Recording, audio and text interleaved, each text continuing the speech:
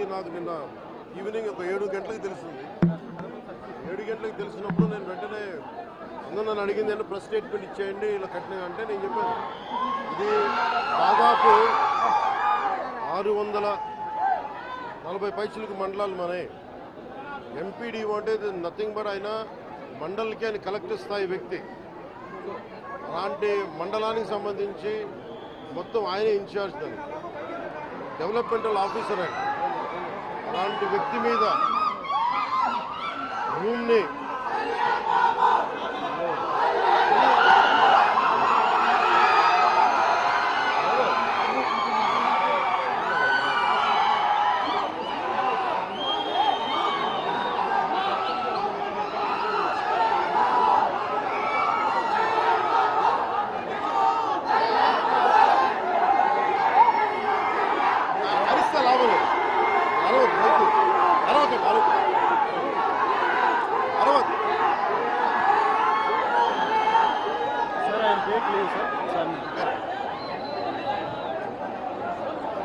ముందుగా జవహర్ బాబు గారు ఆరోగ్య పరిస్థితి ఎలా ఉందని అడిగారు. వైద్యం సరైన వైద్య విధానాలు జరుగుతున్నాయి లేదని దాని గురించి మాట్లాడాం. అలాగే నేను ఇక్కడికి ఎందుకు ప్రత్యేకించి ఎందుకు పరామర్శించి రావడానికి ఎందుకు అనుకున్నామంటే ఇది ఒక్కరి మీద జరగల, రాష్ట్ర యంత్రాంగం మీద దాడిగా చూస్తున్నాం దీన్ని. వైసీపీ నాయకులకి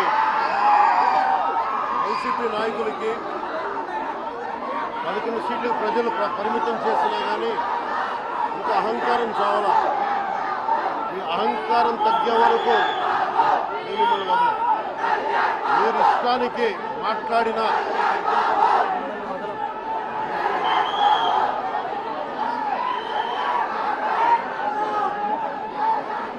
అహంకారంతో కొట్టుకొని మీరు ఈ పరిస్థితికి వచ్చారు.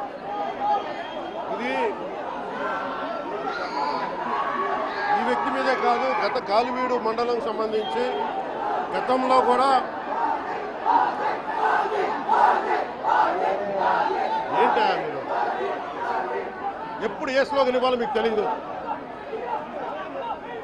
అక్కడండి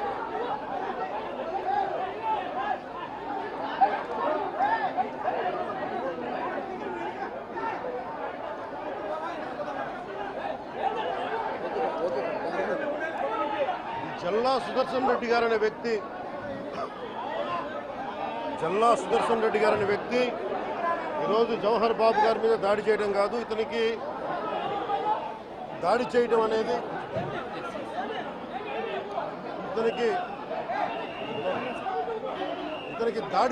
కొత్త కాదు. జల్లా సుదర్శన్ రెడ్డి గారికి గతంలో కూడా ఈయన ఇదే ఎంపీడీఓలో ప్రతాప్ గారి మీద దాడి చేశారు, శేఖర్ నాయక్ గారి మీద దాడి చేశారు, అలాగే శ్రీనివాసులు రెడ్డి గారి మీద దాడి చేశారు. ఇది వీళ్ళ రాజ్యాలు అనుకుంటా ఉన్నారు. ఇష్టానికి మేము చేసుకోవచ్చు. నేను జవహర్ బాబు గారు కూడా చెప్పింది ఏంటంటే రూమ్ తాళాలు అడిగారు, అది మీ అమ్మగారికి ఇస్తాం, అది ఆవిడ మండల పరిషత్తు ఆవిడకి పదవి ఉంది కాబట్టి వాళ్ళ పిల్లలకి ఇవ్వమంటే ఎందుకు ఇవ్వం అని చెప్పి వాళ్ళ మనుషులు దాడి చేసి అమానుషంగా కొట్టారు. ఆయనకి హై బీపీ ఉన్న వ్యక్తి, హార్ట్ ప్రాబ్లం ఉన్న వ్యక్తి, పైగా కూర్చోబెట్టి కులాన్ని దూషించడం. దీనికి వీళ్ళ అహంకారానికి కులం ఏం లేదా. ఎవరైనా సరే శ్రీనివాసరెడ్డి గారు కావచ్చు, శేఖర్ నాయక్ గారు కావచ్చు, ప్రతాప్ గారు కావచ్చు, జవహర్ గారు కావచ్చు, ఎవరి మీదైనా సరే వాళ్ళకి ఆధిపత్యానికి అడ్డుకుంటే మటుకు వీళ్ళకి ఇదే.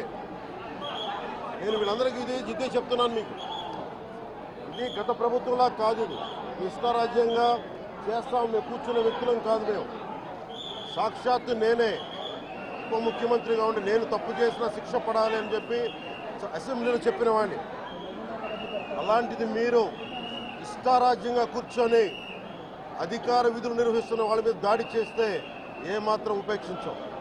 ఎస్పీ గారికి చెప్పాం, కలెక్టర్ గారు దృష్టికి తీసుకొచ్చాం. కలెక్టర్ గారు కూడా ఇదే చెప్పారు. నిన్న కొట్టగానే వెంటనే ఆయన విజయవాడలో ఉంటే ఆయన దృష్టికి తీసుకొస్తే వెంటనే ఎస్ఐని కానిస్టేబుల్స్ని పంపించిన సమస్య సాగల. అదనపు బలగాలతో సిఐతో వెళ్తే తప్ప పరిస్థితి కంట్రోల్లోకి రాలా. ఎలా కొట్టారంటే లోపల గడిపెట్టి మరి ఎవరిని రానివ్వకుండా గడిపెట్టి మరీ ఆయన అమానుషంగా దాడి చేశారు. నువ్వు ఎలా వస్తావు ఇక్కడికి? ఎవరు వీళ్ళు చెప్పిన మాటలకి తొత్తులు కావాలి వీళ్ళకి. ఈ రోజున నా దృష్టిలోకి వచ్చింది, ఇది మొదటిసారి కాదు. గతంలో ప్రతాప్ గారి మీద దాడి చేశారు, శేఖర్ నాయక్ గారి మీద దాడి చేశారు, శ్రీనివాస రెడ్డి గారి మీద దాడి చేశారు. వీళ్ళకి కులం ఎక్కువ తక్కువ లేదు, వీళ్ళకి అహంకారం నడినెత్తి మీదకి వచ్చి కొట్టుకుంటా ఉంది. అహంకారం తీస్తాం, తోలు తీసి కింద కూర్చోబెడతాం. మీకు ఒళ్ళు ఒక్కొక్కళ్ళకి మీకు ఎక్కడెక్కడ ఉన్నో తెలియట్లా. మీకు అహంకారాలు పెరిగిపోయినాయి. మీకు ఆధిపత్యపు అహంకారంతో అధికారుల మీద దాడి చేస్తే మిమ్మల్ని ఎలా తీసుకెళ్లాలో, ఎలాంటి శిక్ష పడాలో మీకు ఖచ్చితంగా చేసి పెడతాం. మీకు ఇష్టారాజ్యంగా చేయకండి. అహంకారంతో నడినెత్తి మీద కళ్ళు నెత్తికెక్కాయి. మీకు ఈ ప్రభుత్వం చాలా త్రికరణ శుద్ధిగా అందరం కూర్చొని మేము కలిసికట్టుగా ఉన్నాం. ఇక్కడ ఇది కూటమి ప్రభుత్వం, ఇది వైసీపీ ప్రభుత్వం కాదు. ఇది ఇష్టారాజ్యంగా మీరు చేస్తారంటే కామ్గా కూర్చునే ప్రభుత్వం కాదు. మీకు ఎలా చేస్తే, ఎలా నియంత్రిస్తే మీకు కిందకు వస్తారో మేము చేస్తాం. మీరు గాల్లో విహరిస్తూ ఉన్నారు. 11 సీట్లు వచ్చిన ఇంకా గాల్లో విహరిస్తున్నారు. మొత్తం మీకు ఎలా కిందకి దించాలో మాకు బాగా తెలుసు, చేసి చూపిస్తాం. ఇదే కాదు, ఈ సందర్భంగా ఏ నాయకులకైనా సరే అధికారుల మీద దాడి చేసినా, అధికారులు విధులు నిర్వహిస్తుంటే అడ్డుకున్నా చాలా కఠినమైన చర్యలు ఉంటాయి. ఈరోజు నేను వచ్చి ఇక్కడ ఎందుకు వచ్చాను జవహర్ బాబు గారి దగ్గరికి అంటే, ఆయన ఒక ఎస్సీ ఎస్టీ కులానికి సంబంధించిన వ్యక్తినో వీటి గురించి అని కాదు. ఎవరైనా సరే ఇర్రెస్పెక్ట్ ఆఫ్ కాస్ట్ ఆధిపత్య ధోరణితోటి కనుక దాడి చేసి విధుల నిర్వహణకు అడ్డం వస్తే ఇది ఉపేక్షించే ప్రభుత్వం కాదు. ఎస్పీ గారికి కూడా చాలా స్పష్టంగా చెప్పాం. వారికి ఎవరైతే తప్పించుకొని తిరిగారు ఇంకో 9 మంది, వారిని కూడా పట్టుకోమని చెప్పాం. వారికి తగిన విధంగా కౌన్సిలింగ్ చేయాలి, అలాగే కఠినమైన శిక్షలు పడాలి. మీరు లాయర్లు అయి ఉండొచ్చు గతంలో, మీ చట్టాలు కానీ మీ గతంలో మీ అధికారాలు కానీ ఏవి మిమ్మల్ని రక్షించలేదు, మీరు గుర్తుపెట్టుకోండి. అలాగే ఈ విషయంలో ప్రజలకు కూడా చెప్తా ఉన్నాను, యువతకు కూడా చెప్తున్నాను, ప్రత్యేకించి రాయలసీమ యువతకు కూడా చెప్తున్నాను, మహిళలకు కూడా చెప్తున్నాను, మీరు దయచేసి భయపడకండి. ఈరోజు జవహర్ బాబు గారి భార్య భయపడతా ఉన్నారు. మీరు మాట్లాడితే కూర్చొని వాళ్ళ నాయకుడు కూడా మీరు కూర్చొని ముందు ఇవి కరెక్ట్ చేయండి, ఇలాంటివి కరెక్ట్ చేయండి, మీ పార్టీ వర్గాలను మీరు నియంత్రించుకోండి. 11 సీట్లు వచ్చినా ఇంకా మీరు దాడులు చేస్తూ ఉంటే మటుకు ఉపేక్షించే ప్రభుత్వం కాదు ఇది.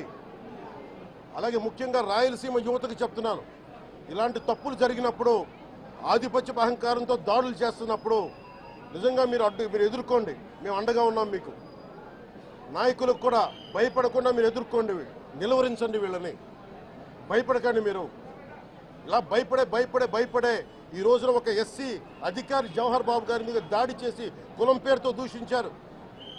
అన్ని రకాలు నువ్వు ఎలా తిరుగుతావో చెప్పి దూషించారు. నువ్వు వెళ్ళి రిటైర్ అని నేను చంపేస్తావని చెప్పి బెదిరిస్తూ ఉన్నారు.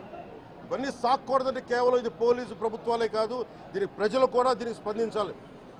ఓట్లేసి మన పని అయిపోయిందంటే కదా, ఇలాంటి వాటికి మీరు బయటకు వచ్చి మాట్లాడాలి. భవిష్యత్తులో ఇలాంటి నాయకులు మళ్ళీ ఎన్నికల్లో పాల్గొనాలంటే కూడా వాళ్ళకి భయం రావాలి. మీరు ఆ స్థితిలో ప్రజలు కూడా దీనికి అప్రమత్తంగా మీరు కూడా దీనికి బాధ్యత వహించండి. ప్రభుత్వం మీకు అండగా ఉంటుంది. అలాగే జవహర్ బాబు గారి భార్య ఒకటే భయపడుతూ ఉన్నారు, అయ్యా మేము నిస్సహాయతలో ఉండేవాళ్ళం, మేము ఎస్సీ మాల కులానికి చెందిన వాళ్ళం, మాకు భయాలు వేస్తున్నాయి, మాకు ఎవరు లేరు మాకు అండగా ఉంటే వాళ్ళకి ఇదే చెప్తున్నాను, మేము భరోసా ఇస్తున్నాం. పక్కనే కలెక్టర్ గారు ఉన్నారు, ఎస్పీ గారు ఉన్నారు, ఎమ్మెల్యే గారు ఉన్నారు, మిగతా జిల్లాకు సంబంధించిన నాయకులందరూ ఎమ్మెల్యేస్ ఉన్నారు, నాయకులు ఉన్నారు. మేము అందరి తరఫున మాటిస్తున్నాం, మీకు ఏ మాత్రం ప్రాణ భద్రతకి ఏమైనా ముప్పు కలిగినా మేమందరం మీకు అండగా ఉంటాం, కఠినమైన శిక్షలు తీసుకుంటాం మీకు భరోసా ఇవ్వడం జరిగింది వాళ్ళకి. అలాగే డాక్టర్స్ని అడిగాను, వాళ్ళు చాలా లోపల కొట్టేశారు మొత్తం. ఆయన బాగలేదు, ఆరోగ్యం బాగలేదు. అన్నిటికంటే కూడా ఒక ఎంపీడీఓ అంటే ఒక మండలానికి ఉన్నతాధికారి, ఆయన ఒక ఎస్పీ, ఆయన ఆ మండలానికి ఆయన ఒక కలెక్టర్ స్థాయి వ్యక్తి. అలాంటి వ్యక్తిని కూర్చొని దుర్భాషలాడుతూ, బూతులు తిడుతూ, కులం పేరు మీద దూషిస్తూ ఇది కూర్చోబెట్టి ఇది ఒక పరిపాటి అయిపోయింది. ఇది ఇక్కడితో ఆగాలి. ముఖ్యంగా రాయలసీమ ఎక్కడైతే ఉందో మీకు ఇలాంటి ఆధిపత్యపు ధోరణి ఉందో దీన్ని అందరూ సమిష్టిగా ఎదురు తిరగాలని మనస్ఫూర్తిగా నేను ఆకాంక్షిస్తున్నాను. మీరు కూడా పాల్పంచుకోమని కోరుకున్నా. అలాగే చాలా స్పష్టమైన ఆదేశాలు ఇచ్చాం పోలీసు ఉన్నతాధికారులకు కానీ కలెక్టర్ గారికి కానీ ఎమ్మెల్యే గారికి మొత్తం అందరం కూడా సమిష్టి ఒకటే నిర్ణయం తీసుకుని ఇలాంటి భవిష్యత్తులో రాకుండా పునరావృతం కాకుండా ఉండాలని మనస్ఫూర్తిగా మేమందరం నిలబడి ఉన్న ఈ మాట మీద. అందుకని ఇది తెలియజేసుకుంటూ ఇప్పుడు గాలివీడు మండలంకి వెళ్ళి ఎలా జరిగింది వీటి మీద నేను అక్కడ మాట్లాడుతూ ఉన్నాను. అది కూడా కలెక్టర్ నా దృష్టికి తీసుకొచ్చారు ఇందాక దారిలో. నాగేంద్ర అనే ఒక రైతు దాదాపు ముగ్గురు ఆయన కుటుంబ సభ్యులు బిడ్డలతో సహా భార్యను కూడా ఒక్క నిమిషం సంబంధం ఇది నా దృష్టికి దిగ్గని చెప్పారు నాకు. ఇది 2 అంశాలుగా మేము చర్చిస్తున్నాం. దీన్ని దాని ఇన్వెస్టిగేషన్ జరుగుతూ ఉంది. ఒకటి, అంతకు ముందు రోజే మ్యూటేషన్ మీద మేము తిరిగి ఆయన పొలం ఆయనకు వచ్చేస్తుంది, ఆయన ఎవరి దగ్గర అప్పు తీసుకున్నారంట. ఆ సదరు వ్యక్తి దగ్గర తిరిగి మ్యూటేషన్ తిరిగి ఆయన మీద రాయించుకోవడానికి ఆయన మ్యూటేషన్ కూడా జరిగింది. అంటే దాని అర్థం ఏంటంటే అప్పు తీర్చడానికి సంసిద్ధంగా ఉన్నారు, ఆయన దగ్గర డబ్బులు ఉన్నాయని అర్థం. ఈ పరిస్థితి ఆయన చీనీ తోటలోనే ఉరి తీసుకున్నారని చెప్పారు. చీనీ తోట కూడా కాపుకి వచ్చింది. అలాగే కొర్రల పంట వేశారు. ఆ కొర్రల పంట కూడా మొన్న హార్వెస్ట్ అయింది, దాన్ని కూడా దిగుబడి వచ్చింది, దాన్ని కూడా అమ్మేశారు. మరి ఇలాంటి పరిస్థితులు ఎందుకు జరిగిందనేది మన కలెక్టర్ ఇందాక చెప్తా ఉన్నాను, శ్రీధర్ గారు చెప్తా ఉన్నాను. ఇది చాలా బాధాకరం అనిపించింది. వారికి మనస్ఫూర్తిగా నేను నా గుండె లోపల నుంచి నేను సానుభూతిని తెలియజేస్తున్నాను, ప్రగాఢ సానుభూతిని. అది ఏ పరిస్థితుల్లో జరిగిందనేది సంపూర్ణమైన నివేదిక వచ్చాక దీని మీద సరైన యాక్షన్ తీసుకుంటాం. ఒకవేళ నిజంగా అప్పులు బాధ భరించలేక చనిపోయారా, అలాగే లేదంటే ఎవరన్నా బలవంతంగా ఇబ్బంది పెట్టి చచ్చిపోయేలా చేస్తారు, ఈ కోణంలో కూడా మనకి ఇన్వెస్టిగేషన్ జరుగుతూ ఉంది. దీని మీద వచ్చాక దీని మీద ఖచ్చితంగా స్పందిస్తాం. ప్రధాన సమస్య ఉంది సార్. అటవీ శాఖ ఆధ్వర్యంలో ఫార్మ్ టు పర్మిట్ ఇస్తారు సార్. ఎక్కువగా ఇక్కడ రిజర్వ్ కన్వర్షన్ ఎక్కువ ఉంది సార్, ఫారెస్ట్ రిజర్వ్ కన్వర్షన్ ఎక్కువ ఉంది. దాంతో ఈ ఫార్మ్ టు పర్మిట్ అన్ని అడుగులు నరికేస్తున్నారు. చాలా బాధాకరమైన అంశం సార్. ఇక్కడ పర్యావరణం చాలా గందరగోళంగా తయారైంది. ఇక్కడ ఏ ప్రాంతం ఉండేది? మొత్తం అంతా ఉంది సార్. మొత్తం ఉమ్మడి కడప జిల్లాలో ఎక్కువ బద్వేలు ఉంది, భీమటం ఉంది. నేను అతి కొద్ది రోజుల్లోనే కలెక్టర్ చేసి దీన్ని ఒకసారి రివ్యూ పెట్టండి. ఫారెస్ట్ డిపార్ట్మెంట్తో కూడా ఒకసారి నేను అన్ని ఫేక్ చార్కోల్ దీని మీద మేము ఖచ్చితంగా నేను పెట్టండి. ఆల్డో పర్సనల్ రివ్యూ ఇక్కడికి వచ్చి మేము రివ్యూ చేస్తాం.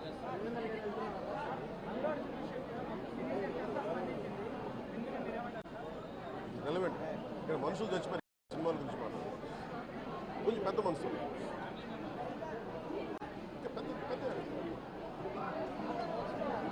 మీరు డిబేట్ మన మనసులో చెప్తారు. Debate go beyond cinema. ఈయన చెప్తుంది ఏముంది, కోల్ అరాచకం వాటి మీద మాట్లాడారు, పెద్ద మాట్లాడారు.